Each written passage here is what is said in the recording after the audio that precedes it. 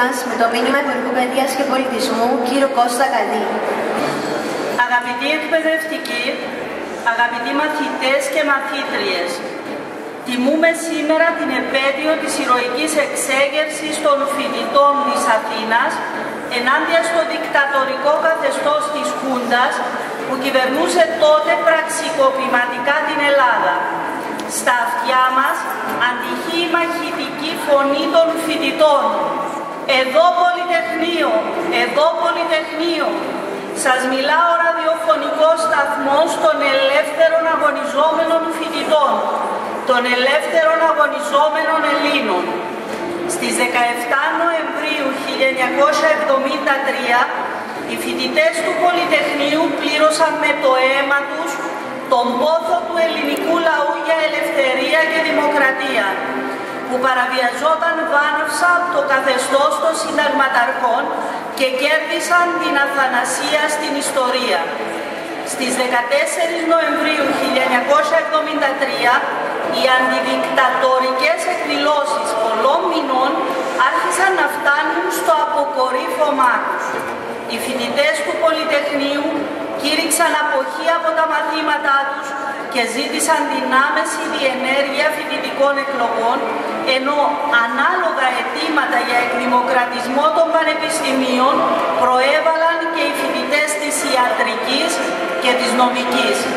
Οι δρόμοι της Αθήνας γέμισαν από κόσμο που συμπαραστεκόταν στους φοιτητές και διαδήλωνε ενάντια στη Χούντα. Οι αστυνομικές δυνάμεις του καθεστώτος στάθηκαν ανίκανες να ανακόψουν τη λαϊκή ορμή. Οι φοιτητές κατέλαβαν το Πολυτεχνείο, οργανώθηκαν και έστησαν εκεί δικό τους ραδιοφωνικό σταθμό. Τα χαράματα της 17ης Νοεμβρίου, και ενώ οι διαπραγματεύσεις με τους φοιτητές βρίσκονταν σε εξέλιξη, το καθεστώς αποφάσισε την επίθεση. Ένα άρμα εισέβαλε στην κεντρική πύλη του Πολυτεχνείου, σκορπώντας τον δρόμο και το θάνατο, ενώ ακροβολιστές, στρατιώτες και αστυνομικοί έβαλαν εναντίον των πολιτών. Ακολούθησαν θάνατοι, τραυματισμοί, συλλήψεις και βασανιστήρια. Παρόλο που η εξέγερση των φοιτητών κατεστάλλει, η Χούντα των συνταγματαρχών κατέρευσε τελικά τον Ιούλιο του 1974. Αφού όμως είχε διαπράξει με τους συνεργάτες της στην Κύπρο το πραξικόπημα εναντίον του Μακαρίου και είχε ανοίξει το δρόμο για την τουρκική εισβολή. Στην Ελλάδα επανήλθε η δημοκρατία και ο Κωνσταντίνος Καραμανλής επανέφερε τη χώρα στην νομιμότητα.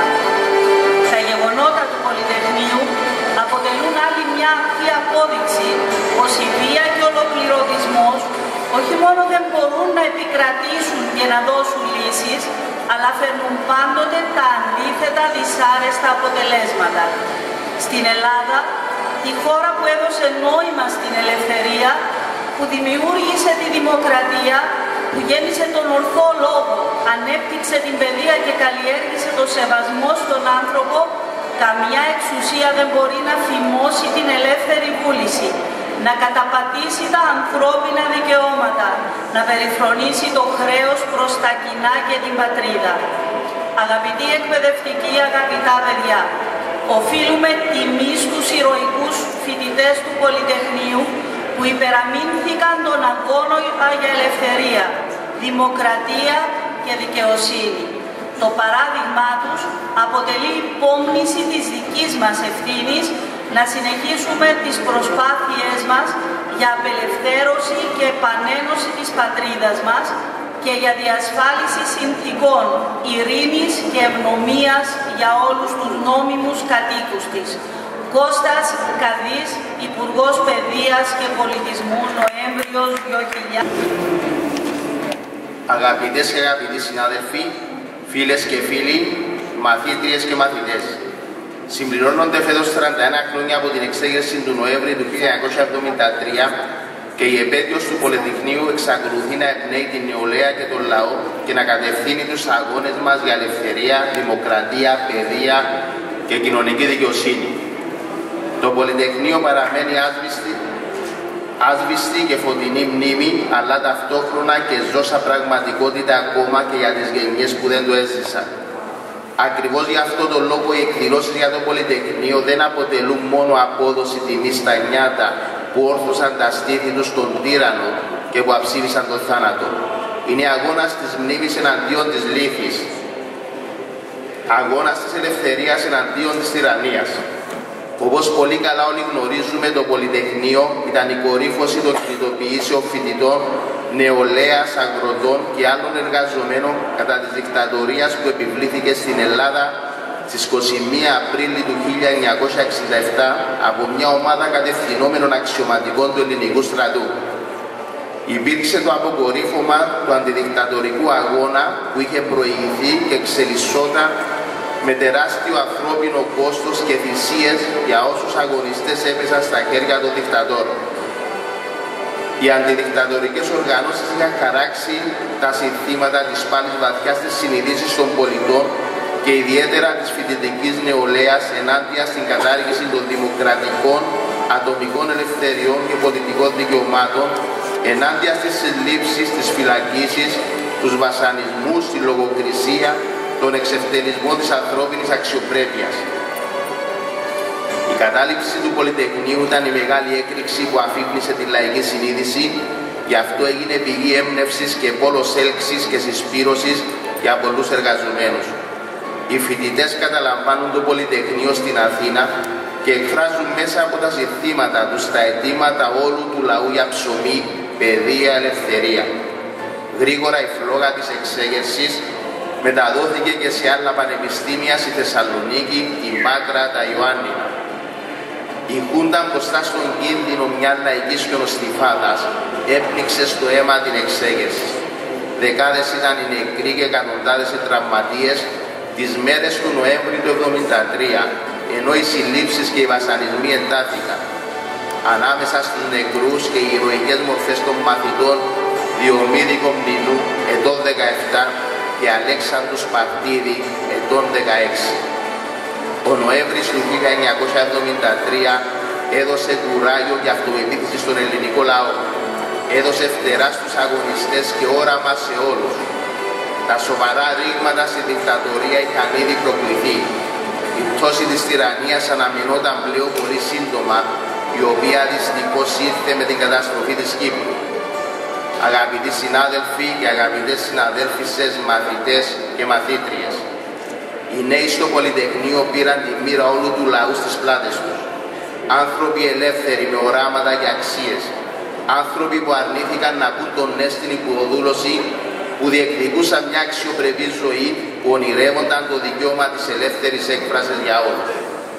Σήμερα, με την οικονομική κρίση να προκαλεί σοβαρότατα προβλήματα και να επηρεάζει τραγικά την Κύπρο μας, επιβάλλεται όσο ποτέ άλλοτε να αντιληφθούμε και να υιοθετήσουμε πλήρως το μήνυμα των φοιτητών του Πολυτεχνείου και να συνεχίσουμε ενωμένοι, αταλάντευτοι και ανυποχώρητοι τον αντικατοχικό μας αγώνα μέχρι την ώρα της τελικής δικαίωσης, μέχρι την πλήρη απελευθέρωση της κατεχόμενης πατρίδας μας. Η εξέγερση του Πολυτεχνείου αποτελεί και σήμερα αστήρευτη πηγή έμπνευσης για την νεολαία, τους εκπαιδευτικούς, τον λαό. Αποτελεί σύμβολο πάλης για μια ελεύθερη και καλύτερη ζωή. Σας καλούμε 41 χρόνια μετά την εφόρμηση στον ουρανό της ελευθερίας να τιμήσετε και φέτος το Πολυτεχνείο, όχι ως μια ακόμη τυπική επέτειο, αλλά ως αφορμή για επανακαθορισμό των αγώνων και των οραμάτων για μια υψηλής ποιότητας δημόσια παιδεία που θα παρέχεται σε όλους και σε όλες τις βαθμίδες, χωρίς φραγμούς και διακρίσεις, για ελευθερία, ειρήνη και κοινωνική δικαιοσύνη.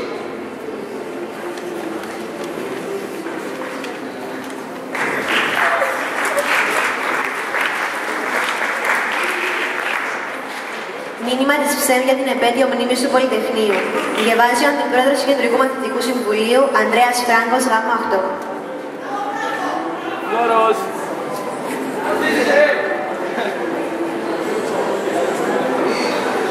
Συμμαθητές, συμμαθήτριες, φίλοι και φίλες, αποδίδουμε σήμερα φόρο τιμής ένα ταπεινό αλλά γεμάτο περηφάνεια χαιρετισμό στους αγωνιστές ήρωες του Πολυτεχνείου του 1973.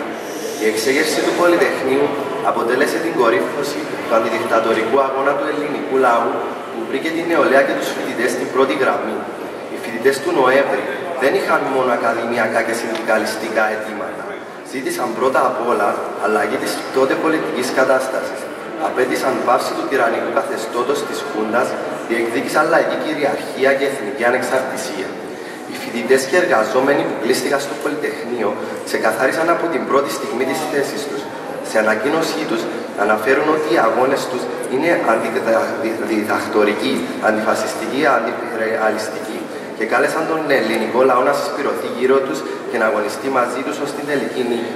Καθοριστικό γεγονός για την πορεία της εξέγερσης υπήρξε η τεράστια λαϊκή συμπαράσταση. Ο λαός της Αθήνας που συγκεντρώνεται στους δρόμους συγκρούεται με την αστυνομία, η οποία εμποδίζει να ενωθούν με τους φοιτητές. Η εξέγερση νίκηκε στο αίμα. Όμως οι ηρωικοί μαχητές του Πολυτεχνείου δεν νικήθηκαν. Με το μαχητικό και γεμάτο αυτοθυσία αγώνα τους έφεραν σε αδιέξοδο τη διδακτορία. Μεγάλωσαν το χάσμα ανάμεσα σε αυτή και τον λαό, μεγάλωσαν τη διεθνή απομόνωση της και έφεραν πιο κοντά τον λαό, το τέλος της.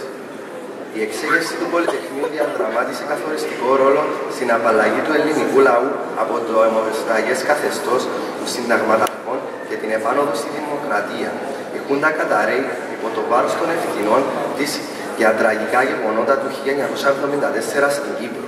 Το αμερικανοκινητό πραξικόπημα τον Ιούλιο του 1974, με τον καθοριστικό ρόλο που διαδραμάτισε η Χούντα, δίνει ευκαιρία στην Τουρκία να εφαρμόσει τα επεκτατικά της σχέδια για την Κύπρο. Οι συνέπειες για τον κυπριακό λαό τραγικές. Κατοχή σχεδόν του 40% της πατρίδας μας, νεκροί αγνοούμενοι, χιλιάδες πρόσφυγες, συνέπειες που υποφέρει και πληρώνει μέχρι σήμερα ο κυπριακός λαός. Σήμερα φυλάμε μέσα στις καρδιές μας το πνεύμα της αντίστασης, της πίστης, την νίκη, του ηρωισμού και της αυτοθυσίας των φοιτητών.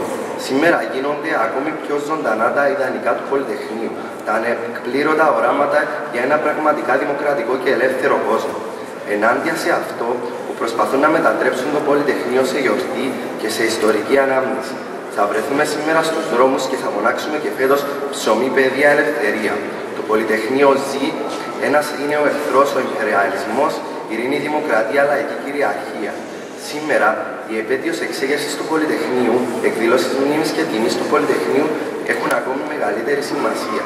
Οι ΗΠΑ που δήθεν δίνουν τη μάχη για να προστατεύσουν τον κόσμο από την τρομοκρατία, στήριξαν διαχρονικά την εξωτερική τους πολιτική με στρατιωτικές επεμβάσεις, πραξικοπήματα, στήριξη δικτατοριών, με συνέπεια χιλιάδες νεκρούς και ανυπολόγιστες καταστροφές.